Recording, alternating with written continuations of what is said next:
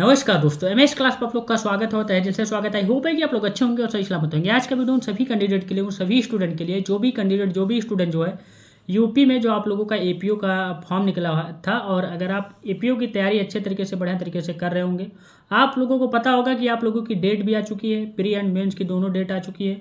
लेकिन मैं इसमें बात करने वाला हूँ प्री एग्जाम की। प्री एग्जाम की डेट आप लोगों की है 22 मार्च। अब टाइम आपके पास बहुत लिमिट टाइम बचा हुआ है, बहुत कम टाइम बचा हुआ, क्योंकि आपका फरवरी महीना चल रहा है, आपका जो है हो गया आपका, मान लीजिए 9-10 फरवरी मान लीजिए जो है होने वाला है। तो 10 फरवरी आप लोग मानिए। इसके बाद आपके पास इसमें बचा हुआ कितने, 18 दिन। 18 दिन। इसके बाद आप लोगों का उधर जो है क्या है, 18 मान लीजिए, वही 18 जो है करीबन 40 दिन। आपको इस 40 दिन में कैसे किस टाइप से तैयारी करनी होगी कि आप लोगों का जो प्री एग्जाम है वो क्वालिफाई हो जाए, क्या चीज़ करना होगा, कैसे एग्जाम को क्वालिफाई करने में कम टाइम में आप लोगों को जो है मदद मिल सकती है इस वीडियो से कि नहीं, आप लोगों को इस वीडियो से मदद, तो कम टाइम में आप लोग कैसे किस टाइप से जो है आप लोग तैयारी करें कि आप लोगों का जो है एपीओ एग्जाम जो प्री है वो निकल जाए। इस वीडियो में प्री के बारे में बताने वाला हूँ। इसके बाद आपका अगला वीडियो आएगा मेंस, इसके बाद अगला वीडियो ऐसे आएगा इंटरव्यू के लिए। मतलब सारी चीज़ें आप लोगों को स्टेप बाय स्टेप पता चलता रहेगा। बाकी अगर व्हाट्सएप ग्रुप से आप मुझे नहीं जुड़े हैं, नीचे डिस्क्रिप्शन बॉक्स में लिंक रहेगा, वहाँ ज्वाइन करें। आप लोगों को जो है बहुत बेनिफिट होगा। करीबन कई लोग उसमें ज्वाइन भी हैं, और बाकी अलग से भी व्हाट्सएप ग्रुप है जो मुझसे लाइव या जो है पढ़ते हैं या चीज़ें लेते हैं, तो उनका अलग ही ग्रुप है। लेकिन आप लोग का जनरल ग्रुप में उसमें ज्वाइन होंगे तो आपको अपडेट मिलता रहेगा टाइम टू टाइम। बाकी कोई चीज़ ना समझ में आएगा तो आप मुझसे प्रॉपर गाइडेंस ले सकते हैं। कई बच्चे ले रहे हैं, कई हज़ार बच्चे ले रहे हैं, आप लोग पर्सनली मुझसे गाइडेंस ले सकते हैं। अगर आपको दिक्कत हो रही है व्हाट्सएप ग्रुप या कहीं से भी, तो आप मुझे 7985535991 पर व्हाट्सएप मैसेज करें। मैं आपको पर्सनली गाइडेंस दूंगा, पर्सनली चीज़ें बताऊंगा कि कैसे पढ़ना है। इतने कम टाइम में आपके पास टाइम नहीं बचा हुआ तो कैसे आपको कवर करना है, या आप लोग पढ़ रहे थे, तैयारी कर रहे थे, आपको कुछ समझ में नहीं आ रहा है, कैसे चीज़ें को मैनेज करना है, कैसे इतने कम समय में सब कुछ अच्छे तरीके से बढ़िया तरीके से सटीक बैठाना है और याद करना है, जा करके एग्ज़ाम को क्वालिफाई करना है।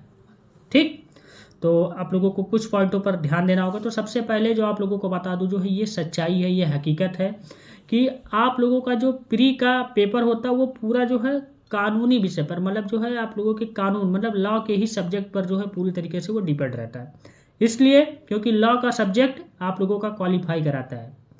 आपका जीके जीएस वो बात अलग है, अलग मैटर करता है, लेकिन लॉ का जो है सब्जेक्ट होता है वो बहुत इंपॉर्टेंट है। और कौन कौन से आप लोगों के सब्जेक्ट जो कि, क्योंकि सिलेबस काफ़ी है थोड़ा बड़ा, लेकिन उसमें जो इंपॉर्टेंट चीज़ें हैं, क्योंकि अब आपके पास टाइम तो बचा नहीं कि आप स्टार्टिंग से पढ़ते जाए, एक एक पेज करते जाए, इतना बुक ले आए, इतना मोटा ये सब कुछ रख ले, तो ये सब आपके पास टाइम नहीं बचा हुआ। क्योंकि एक महीने, मान लीजिए 1 महीने 40 दिन में क्या होने वाला, कुछ नहीं होने वाला। जैसे आपका 3 महीना 4 महीना निकाल दिया फॉर्म भर करके, वैसे ये भी निकल जाएगा, पता ही नहीं चलेगा। और आप लोगों को इसमें आपको क्या है, एक जो है मान लीजिए फार्मूला होता है इसमें सेलेक्टिव, प्लस जो है आप लोगों का जो है रिवीजन और प्लस जो आप लोग का प्रैक्टिस, ये 3 चीज़ आप लोगों को क्वालिफाई करा सकती है। अब ये हम लोग देखेंगे सबसे पहले जो है टाइम मैनेजमेंट। तो पहला पॉइंट यही है कि टाइम मैनेजमेंट। भाई जब तक आपका टाइम मैनेजमेंट नहीं होगा तब तक आप कैसे किसी चीज़ को पढ़ पाएंगे। अब कभी आप 12 बजे बैठ रहे, कभी 2 बजे बैठ रहे, कभी 4 बजे बैठ रहे, कभी 1 घंटा पढ़ रहे, कभी 15 मिनट पढ़ रहे, पूरे दिन बीत जा रहा है, 2 घंटे पढ़ रहे, पूरे दिन बीत जा रहा है, पढ़ ही नहीं रहे। आज शादी में जाना, आज नानी के यहाँ जाना, मौसी के यहाँ जाना, यहाँ इनके दोस्त के यहाँ शादी है, या ये चीज़ जाना है, या इनके रिसेप्शन में जाना है, इनके बर्थडे में जाना है, या मुझे जो है कुछ खाने जाना है, कहीं घूमने जाना है। तो ये सब चीज़ें आपको अभी के लिए बंद करना पड़ेगा थोड़ा। मतलब जाइए, हम नहीं कह रहे हैं, लेकिन जो आप एक रेशियो है, एक टाइम है जो फिक्स किए है, आपको पढ़ना है, चीज़ें करना है, ठीक है। उस टाइम नहीं पढ़ पा रहे, चलो ठीक है, अब शाम में फिक्स किया, शाम में शादी में चले, ठीक है। लेकिन जो अगर मॉर्निंग हो उसमें आपको क्लियर करके जाना होगा, आपको उस पर टाइम दे करके जाना होगा। बाद जब ठीक है, मॉर्निंग में आप कोई काम कर रहे हैं, कोर्ट जा रहे हैं, प्रैक्टिस कर रहे हैं, कुछ कर रहे हैं, बाय द वे कोई कहीं जॉब ही कर रहे हैं, लेकिन आपको टाइम शाम को देना पड़ेगा। या मॉर्निंग में आपको सुबह सुबह 10 बजे के पहले तो कोई जॉब होता नहीं, उसके पहले देना पड़ेगा। टाइम आपको देना पड़ेगा, टाइम मैनेजमेंट आपको सीखना पड़ेगा। अगर जब तक नहीं सीखेंगे, जब तक आप कोई भी एग्ज़ाम क्वालिफाई दुनिया में नहीं कर सकते। तो इसलिए इस पर बहुत विशेष ध्यान देना होगा। अभी आपके पास मौका है, इसको आप लोग सीख लीजिए। कम से कम आप लोगों को बता दूं, जो है सब्जेक्ट आप लोगों को बता दूं, जैसे लॉ का जो सब्जेक्ट है, लॉ का कोर है, ओवरऑल मैं बता दूं, कम से कम अगर आप टाइम दे रहे हैं इस 40 दिन के अंदर जो है एपीओ एग्ज़ाम को क्वालिफाई करने के लिए, कुछ भी नहीं पढ़े हैं, तो कम से कम टाइम आपको 6 से 8 घंटे देना पड़ेगा। ये मानिए, अगर आप पढ़े भी हैं, पहले से तैयारी कुछ किए हैं, तो ठीक है, आप लोग कम से कम 4 से 5 घंटे दीजिए, और नहीं भी टाइम है तो कम से कम आपको 3 से 4 घंटे देना ही पड़ेगा। अगर कुछ दिक्कतें, कुछ प्रॉब्लम है, कहीं जॉब कर रहे हैं, कहीं कहीं फंसे हुए हैं, तो 3 से 4 घंटे आपको देना पड़ेगा। तो 3 से 4 घंटे आपको डेली देना पड़ेगा। अगर देंगे तभी आप क्वालिफाई कर पाएंगे, नहीं तो आप ऐसे बैठिए, आप यूपीओ का सपना छोड़ दीजिए, बार बार वैकेंसी भी नहीं आती है, ये रियलिटी है। ठीक, अब इसमें आप जानिए जो है सब्जेक्ट वाइज और आप टाइम वाइज। आपका जो लॉ का पोर्शन है, लॉ का कोर है, उस पर आपको टाइम देना होगा कम से कम। अगर आप नहीं तैयारी किया, आप शुरू 0 से स्टार्ट करें, तो इस समय आपको 4 से 5 घंटे देना पड़ेगा। अगर आप कुछ पढ़े हैं, कुछ चीज़ें समझ में है, कुछ चीज़ें आपके जानकारी में है, तो कम से कम आपको जो है 3 से 4 घंटे टाइम देने पड़ेंगे, ये लॉ के कोर पे, ये मैं बता रहा हूँ। अगर कुछ भी दिक्कतें, मतलब जैसे बहुत ज़्यादा आप लोग कवर कर लिए, पूरे सिलेबस या सब कुछ कर लिए, तो कम से कम आपको 2 घंटे। अगर इससे कम दे रहे तो आप एपीओ का सपना छोड़ दीजिए, आप घर पे बैठिए, आराम से अपना मौज मस्ती करिए, अपनी वकालत में आप प्रैक्टिस करिए या आप और कुछ करिए, एपीओ का सपना छोड़ दीजिए, बिल्कुल छोड़ दीजिए, क्योंकि बहुत मुश्किल है। क्योंकि भाई सब कुछ आपका कवर है, फिर भी आपको वो भूलता रहता है, तो सब रिकवर करना होता है। वो टाइम, एग्जाम का टाइम और थोड़ा हड़बड़ाहट, थोड़ा माइंड प्रेशर, ये सब कुछ आ जाता है। तो आपको धैर्य बना करके अपने कॉन्सेप्ट, अपने चीज़ों पर, अपने टाइम पर, अपने सब्जेक्ट पे मेहनत करनी होगी, अपने लक्ष्य, अपने एम पर। ठीक, अब इसमें आपका जीके और करंट अफेयर्स का जो पोर्शन होता है, इसमें कम से कम अगर आप टाइम दे रहे हैं 1 घंटा डेली दीजिए। चाहे पढ़े हों या ना पढ़े हो, तब भी आपको 1 घंटा डेली देना पड़ेगा। अगर और ज़्यादा दे पा रहे हैं, 0 है, तो आप 1.5 घंटा दे दीजिए। नहीं दे पा रहे तो इतने 1 घंटा तो दे ही सकते हैं, इससे कम क्या देंगे। इसके बाद आप लोगों को बता दूं, जो मॉक और जो है रिवीजन, जो मॉक टेस्ट होते हैं और रिवीजन प्लस आप लोगों को कम से कम इसमें भी आपको 1 घंटे देना पड़ेगा डेली। जरूरी नहीं कि आपको हर सब्जेक्ट आपका डेली कर रहे हैं, उसी में 1 घंटे में हर सब्जेक्ट करें, नहीं भाई, टाइम लगा लो। एक दिन आज इसको करेंगे, कल उसको करेंगे, ऐसे करके एक हफ्ते में 3 दिन कर दीजिए, 3 दिन ये इसको करेंगे, 3 दिन इसको करेंगे, ऐसे करके भी कर सकते हैं। नहीं तो ऐसे करके 1 दिन ये करेंगे, 1 दिन ये करेंगे 1 घंटे में, यानी कि 1 घंटे में सारे सब्जेक्ट को क्लियर कर लेंगे, सारे सब्जेक्ट का मॉक टेस्ट लगा लेंगे, प्रैक्टिस भी कर ले, सब कुछ का रिवीजन भी कर लेंगे, तो ये इम्पॉसिबल है। ठीक, ये मैंने आप लोगों को बताया टाइम मैनेजमेंट, ये सीखिए आप लोग। तो सबसे पहले आप लोगों को जो है लॉ के सब्जेक्ट में कौन से सब्जेक्ट को क्लियर करना होगा, कौन से सब्जेक्ट को सबसे पहले ध्यान देना होगा, पढ़ना होगा। तो हाई वेटेज जो सब्जेक्ट है उसको ध्यान में देना होगा। इसमें क्या क्या इंपॉर्टेंट आप लोग लिख लीजिए, नोट डाउन करिए, नहीं भूल जाएंगे आप लोग। एक बनाइए आप पेज, ऐसे इस टाइप से लीजिए जैसे मैं रखता हूँ, मैं बनाता हूँ चीज़ें, वैसे आप लोग लीजिए आप, क्योंकि आप वकालत के फील्ड में तो वैसे भी आपके पास होना चाहिए। नहीं है तो आप जा करके अभी खरीद लाइए, मतलब अभी नहीं, मतलब कल खरीद लीजिएगा, अभी तो कैसे खरीद पाए। नहीं तो आपके पास कोई रफ होगा, कोई भी वो चीज़ वो लिख लीजिए, एक वाइट पेज लाइएगा, कोर्ट वोट जाते हैं कहीं जाते हैं तो उसको बढ़िया तरीके से, अच्छे तरीके से स्टेप बाय स्टेप लिख ले, टाइम वाइज और कैसे किस टाइप से आपको पढ़ना है, इस 40 दिन में आपको क्या चीज़ें कवर करना होगा। तो सबसे पहले आप लोगों को बता दूं, जो आईपीसी बीएनएस अब हो गया है, इसको आपको ध्यान में देना होगा। सीआरपीसी जिसे हम बीएनएसएस कहते हैं, आपका जो है एविडेंस जिसे हम लोग जो है बीएसए कहते हैं, ये इंपॉर्टेंट है। इसके बाद आपको सीपीसी भी पढ़ना होगा, इसमें आप लोगों का कॉन्स्टिट्यूशन लॉ है, ये आप लोगों को 4-5 सब्जेक्ट जो है इंपॉर्टेंट है। ठीक, बहुत ही इंपॉर्टेंट, बहुत ही इंपॉर्टेंट है।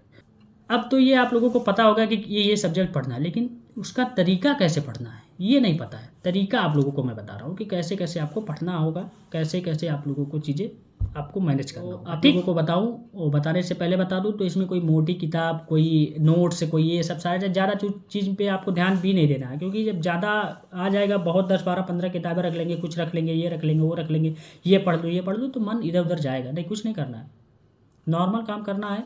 ये आपका फार्मूला है, बेयर एक्ट प्लस आपका जो है प्रीवियस ईयर क्वेश्चंस प्लस आपका शॉर्ट, ये प्लस आप लोगों के ये 3 फार्मूले हैं। इसमें आपका प्रोसेस क्या है कि सबसे पहले आप लोगों को जो है बेयर एक्ट के होके वो उसके सेक्शंस को आपको रीड करना होगा, सेक्शंस को पढ़ना होगा। दूसरा पॉइंट है आप लोग का कि प्रीवियस ईयर क्वेश्चंस को देखिए, और ये आप अपने आप को माइंड को लगाइए या देखिए कि क्वेश्चन किस तरीके से पूछा जाता है, घुमा करके पूछा जाता है या कुछ और तरीके से इंडिकेट करके पूछा जाता है, किस टाइप से क्वेश्चन को पुटअप किया जाता है, ये आपका दूसरा पॉइंट है। तीसरा पॉइंट क्या है, एमसीक्यू बनाइए, अपनी एमसीक्यू खुद बनाइए, मतलब जब चीज़ें पढ़ लें, चीज़ें समझ लें, इसके बाद एमसीक्यू अपना खुद बनाइए कि ये चीज़ एमसीक्यू आ सकता है, ये क्वेश्चन पुटअप कर सकते हैं। ये हो गया आपका, जब बेयर एक्ट की चीज़ें वो सेक्शन वो धारा पढ़ लेंगे तो एमसीक्यू अपना खुद उसी में बनाइए, क्योंकि आप लोग का प्री पेपर है, तो प्री आप लोगों का पता होगा कि आपका टिक करने वाला ही है, तो वो आपको पता होगा। और आपको जो है नेक्स्ट पॉइंट है 4 नंबर आपका वीकेंड पर जो आप लोगों को जो वीकेंड हो, छुट्टी हो या कुछ हो, मतलब चीज़ें हो या टाइम जो मैंने आपको बताया, तो उस पर आपको रिवीजन करना होगा उस चीज़ को। सब कुछ चीज़ें जो आपको मैंने बताया कि ये पढ़िए, ये चीज़ें करिए, पढ़ लिए, इसके बाद आप लोग एक टाइम निकालिए, एक समय निकालिए, डेली 1 घंटे कम से कम उसको रिवीजन कर लीजिए। ये सही तरीका है, एकदम एक्चुअल तरीका है, बहुत ही इंपॉर्टेंट तरीका है ये जो मैंने बताया है। इसको अगर फॉलो करिए, मैं गारंटी के साथ कहता हूँ एग्ज़ाम क्वालिफाई कर लेंगे, कोई आपको रोक नहीं सकता। ये बहुत ज़रूरी है। अब आप लोगों का जो है दूसरा, आप लोगों का जो है करंट अफेयर्स और जीके का पोर्शन आप लोगों का जो है कैसे पढ़ें, ये चीज़ आप लोगों का क्वेश्चन आ सकता है। लॉ का तो मैंने बता ही दिया। इसको आप लोगों को जो है लास्ट जो है 8 से 10 महीने के जो आप लोगों के करंट अफेयर्स है उसको आपको रिकवर करना पड़ेगा। जो 8 से 10 महीने या 6 से 7 महीने, कम से कम 6 महीने के करंट अफेयर्स आपको पढ़ने पड़ेंगे। या अगर और टाइम है आपके पास और मौका है तो आप कम से कम 1 साल के करंट अफेयर्स को रिकवर, जो इंपॉर्टेंट करंट अफेयर्स है लीगल से रिलेटेड या और भी जो चीज़ें जिस हिसाब से मैं उस पर भी वीडियो बनाऊंगा कि कौन कौन से करंट अफेयर्स, कौन कौन से टॉपिक्स पे आप लोग पढ़ सकते हैं यूपी एग्जाम में, प्री में। ठीक, वो नेक्स्ट वीडियो में रहेगा, आप लोग बने रहिएगा। स्टेप बाय स्टेप सारी जानकारी, सारी चीज़ों के बारे में, वो सब सारी चीज़ें आप लोगों के पास अब शुरू कर दिए हैं, तो बताएंगे, समझाएंगे भी। ठीक, और आप लोगों को इसमें बता दें जो है स्टैटिक जीके में आप लोगों को जो है पूरी तरीके से फोकस करना पड़ेगा। इसमें कौन कौन से फोकस करना पड़ेगा, इसमें कौन जो है कॉन्स्टिट्यूशन के जो आप लोगों के आर्टिकल होते हैं, जो मतलब संविधान के जो आर्टिकल होते हैं उसको आपको पढ़ना होगा। इसके बाद इंपॉर्टेंट एक्ट को पढ़ना पड़ेगा। इसके बाद आप लोगों को पढ़ना पड़ेगा अवार्ड और जो है स्कीम, जो आप लोगों के स्कीम्स होते हैं, ये सब इंपॉर्टेंट है। इसके बाद आपको जो है पढ़ना पड़ेगा लीगल करंट, आप लोगों का जो है लीगल जो करंट अफेयर्स होते हैं, लीगल करंट जो होते हैं, सुप्रीम कोर्ट, हाई कोर्ट के जो जजमेंट होते हैं, ये इंपॉर्टेंट है। इससे क्वेश्चन डायरेक्ट पुटअप किए जाते हैं। ये आप लोगों का हो गया। आपको जो है कम से कम आपको जो है डेली 30 से 40 MCQ जो है आपको सॉल्व करना है, बनाना है, यस आपको पढ़ना है डेली, कम से कम 30 से 40 पढ़ना है। और ये 40 दिन पढ़ दिए, बहुत आप लोग हो गया, मतलब कितना क्वेश्चन पढ़ लिए तो उसमें से आपका फंस ही जाएगा, कहीं जाएगा ही नहीं। अब नेक्स्ट पॉइंट है कि जो मॉक टेस्ट होती है वो बहुत ज़रूरी है। मॉक टेस्ट की स्ट्रेटेजी आप लोगों की जो है, कितना आप लोगों का जा रहा है, कितना आप लोग कितने समय में, कितने टाइम भी मैनेजमेंट करना होता है ना, उसमें आपका कितना क्वेश्चन सही कर रहे हैं, कितना, ये सब सारी चीज़ें बहुत ज़रूरी है, बहुत इंपॉर्टेंट है। इसमें आपको जो है हफ्ते में कम से कम जो है 2 से 3 फुल मॉक टेस्ट आप लोग लगाए हफ्ते में। एक हफ्ते में कम से कम 2 से 3, डेली नहीं लगाना है। सब कुछ पढ़ करके कवर करके कम से कम एक संडे का दिन बनाइए या सैटरडे का दिन बनाइए, जो भी आपके पास टाइम हो, जिस दिन आप लोग को छुट्टी हो, कम से कम एक दिन आपको 2 से 3 मॉक टेस्ट को कवर करना पड़ेगा। मॉक टेस्ट की जो आप लोगों की आती है वो सीरीज ले लीजिएगा। MCQ का भी सीरीज आता है, जो पहले से क्वेश्चन पूछे रहते हैं, वो भी ले लीजिएगा। मॉक टेस्ट लगाने के बाद आप लोगों को जो क्वेश्चन लग रहा है कि नहीं आ रहा है सही तरीके से, मतलब अच्छे तरीके से, या कुछ कन्फ्यूजिंग हो रहा है, तो उस पर आपको रिवीजन करना है, उसको आपको दोहराना है, उसको रिवाइज करना है। ये इंपॉर्टेंट है मॉक टेस्ट के बाद। मॉक आप लोगों को बता दूं जो है सिलेक्शन बहुत मुश्किल है, मॉक टेस्ट लगाना ही पड़ेगा, तभी आपको पता अंदाजा होगा ना कि आपका कितना क्वेश्चन सही आ रहा है या ये क्वेश्चन नहीं आ रहा है, तब तो उस पर मेहनत करेंगे। जैसे कोई काम कर रहे हैं, जैसे मैं पढ़ा रहा हूँ, मैं पढ़ाऊँगा, समझाऊँगा, बताऊँगा, तभी तो मुझे लगेगा कि मैं कुछ गलती कर रहा हूँ या कुछ मैं नहीं बता पा रहा हूँ या कुछ मैं नहीं पढ़ा पा रहा हूँ, तब तो मैं उस पर पढ़ूंगा, उस पर रिसर्च करूँगा, उसको देखूँगा, तब आप लोगों के बीच में तो बताऊँगा। ऐसे ही तो है। आप भाई कोई केस लगी है कोर्ट में या कहीं भी लगा है आपके किसी भी कोर्ट में, तो अगर आपके पास उसके बारे में नॉलेज नहीं है, उसके बारे में आप लोगों को जानकारी नहीं है, तो कैसे आप जजेस से बहस करेंगे, कैसे जज साहब से आपके जो उसके सामने जो जज साहब के सामने खड़े होंगे, तो कैसे जज साहब के सामने खड़े होंगे, जज साहब से कैसे बहस करेंगे, नहीं कर पाएंगे भाई। जब कैसे आर्गू करेंगे, जब आप लोगों को कुछ पता ही नहीं उस केस के बारे में, तो कैसे आप कर पाएंगे, बिल्कुल नहीं कर पाएंगे। तो इसलिए ज़रूरी है जब आप मॉक टेस्ट लगाए, इसके बाद ना आए कोई जो क्वेश्चन जो फंस रहा है, जो दिमाग में चलो ठीक है थोड़ा बहुत बैठा हुआ, तो उस पर रिसर्च करें, उस पर रिवाइज करें, उस चीज़ को पढ़ें, ये इंपॉर्टेंट है। तो बहुत ज़रूरी है मॉक टेस्ट। अब जानिए जो आप लोगों के पास समय, आप लोग का जो है बहुत कम समय है, मतलब 30 दिन है, 25 दिन, जो भी चीज़ें क्रैश सब सारी चीज़ें हो गई, ऐसे ही करना होगा, ऐसे ही पढ़ना होगा, और ऐसे इस पर जीके पे ध्यान देना होगा। ऐसे ही आप लोग को जो है जो लॉ के कोर्स है उस पर ध्यान देना होगा। अब आप लोगों को कौन कौन सी गलतियाँ नहीं करनी है, ये गलतियाँ बिल्कुल ना करें, नहीं तो आप लोग का वैसे भी एग्जाम बेकार हो जाएगा, कितना भी पढ़े लिखे रहेंगे। बहुत सारी बुक आप लोगों को नहीं रखनी है, इंपॉर्टेंट है। कोचिंग और होपिंग, ये सब सारी चीज़ें आप लोगों को नहीं करनी है कि कोचिंग, मतलब मुझे आशा है कि इस कोचिंग में अभी मैं ज्वाइन कर लूँ या किसी चीज़ का बैच ले लूँ तो बहुत कुछ हो जाएगा, तो ये चीज़ नहीं करनी है। अब जो करना है वो आपके मन से करना, वो कोचिंग होता है जो 6 महीने, 1 महीने, साल भर टाइम मिलता है, 15, 2 महीने, 4 महीने नहीं, जो आप लोगों के पास 6 महीने, 7 महीने, 8 महीने टाइम मिलता है, तब कोचिंग। भाई कोचिंग पढ़ो, 4-6 महीने में कोर्स खत्म करके फिर उसको रिवाइज करने का भी समय होना चाहिए। नहीं, अगर नहीं समय है तो फिर वो कोचिंग बेकार है। तो इसलिए आपको अभी कोचिंग पर होप नहीं करना, होपिंग मतलब पूरी तरीके से आशा डिपेंड नहीं करना, कोचिंग बिल्कुल नहीं करना है, कुछ भी नहीं करना है। तो गाइडेंस पे रहना है, सही तरीके से अच्छे तरीके से जो पढ़े हैं उसको रिवाइज करना है, या जो नहीं पढ़े हैं रिवाइज नहीं किए तो उसको सही तरीके से अब करना है। बिना रिवीजन आगे बढ़ना ये गलती है, आप लोग ये चीज़ बिल्कुल ना करें। जीके के चक्कर में लॉ छोड़ना बहुत बड़ी गलती है। बहुत लोग ऐसे भी करते हैं, जीके के चक्कर में जीके ज़्यादा पूछे गए जाते क्वेश्चन, लॉ का पोर्शन ही छोड़ देते हैं। और इसलिए छोड़ देते हैं लॉ का पोर्शन क्योंकि लॉ किए रहते हैं, LLB किए रहते हैं, 3 years 5 years पढ़े रहते हैं, तो सोचते हैं सब कुछ तो मुझे आ ही रहा है। या कुछ कोर्ट में प्रैक्टिस कर रहे हैं तो सोचते हैं कुछ चीज़ें आ रहा है तो बहुत सब एकदम तैयार है, कोई दिक्कत ही नहीं है। तो इसके लोग का मूल मंत्र है, मूल चीज़ें है जो आप लोगों को क्या करना होगा। इसका जो आप लोगों का जो है फार्मूला है, बेयर एक्ट प्लस जो है आपका previous year question plus revision, आप लोगों का बराबर आप लोगों का सिलेक्शन होता है। तो अब जानिए जो आप लोगों का जो मेन पॉइंट है, मेन मंत्र है, मूल मंत्र है, वो इम्पॉर्टेंट है, बहुत ज़रूरी है। इसमें आप लोग का जो फार्मूला होता है जो मैंने बनाया है, और ये वास्तव में यही चीज़ होना चाहिए, करेंगे तो ये 3 पॉइंट पर ध्यान देंगे, 3 चीज़ें कर लेंगे तो आप लोग का सिलेक्शन 100% डन है, बिल्कुल एकदम 100% डन है और आपका सिलेक्शन हो जाएगा अगर ऐसे करेंगे। अब इसमें आप लोगों को क्या क्या करनी पड़ेगा, अब इसमें क्या क्या ध्यान देना पड़ेगा, क्या क्या चीज़ करना पड़ेगा। तो सब्जेक्ट वाइज आप लोगों को शॉर्ट नोट ये ज़रूरी है। दूसरा पॉइंट, 30 दिन या 40 दिन जो भी टाइम आपके पास पड़ा है उसमें पूरी तरीके से टाइम टेबल आपको बनाना होगा, सेटअप बैठाना होगा, चीज़ें करना होगा, तभी आप लोग का सिलेक्शन हो सकता है। तीसरा पॉइंट है इंपॉर्टेंट जो है प्रीवियस क्वेश्चंस आप लोगों का, उसका लिस्ट आप लोगों को लेना पड़ेगा या पढ़ना पड़ेगा या समझना पड़ेगा। चौथा पॉइंट है मॉक टेस्ट की जो आप लोग की सोर्सेस होती है, मॉक टेस्ट आप लोगों को देना पड़ेगा। ये 4 पॉइंट है, मूल मंत्र है। ये चीज़ अगर आप कर लिए वास्तव में आपका सिलेक्शन हो गया। अगर नहीं कर पाए तो सिलेक्शन बिल्कुल आप लोग भूल जाए कि आप लोग का सिलेक्शन होने वाला, अपने आप को धोखा ना दे। अभी मौका है, टाइम है, आप पढ़ाई कर लीजिए, समय है, अभी आप कर लीजिए। APU में बन जाएगा तो कम से कम बहुत ज़्यादा इसमें बेनिफिट रहता है, 6-7 थाने के मालिक हो जाते हैं, और भी चीज़ें रहती है। इसमें क्या बेनिफिट है वो आगे को मैं आपके वीडियो में बताऊंगा। और आपको कैसे पढ़ना, कौन से और टॉपिक पे पढ़ना पड़ेगा, वो भी चीज़ें आप लोगों के जो है बीच में वीडियो के माध्यम से आती रहेगी आप लोगों को। अगर कुछ ना समझ में आया होगा तो आप कमेंट बॉक्स में कमेंट करेंगे, वहाँ रिप्लाई जाएगा। व्हाट्सएप पर मैसेज करेंगे, कॉल करेंगे, वहाँ भी रिप्लाई जाएगा। तो आज का वीडियो यहीं तक था।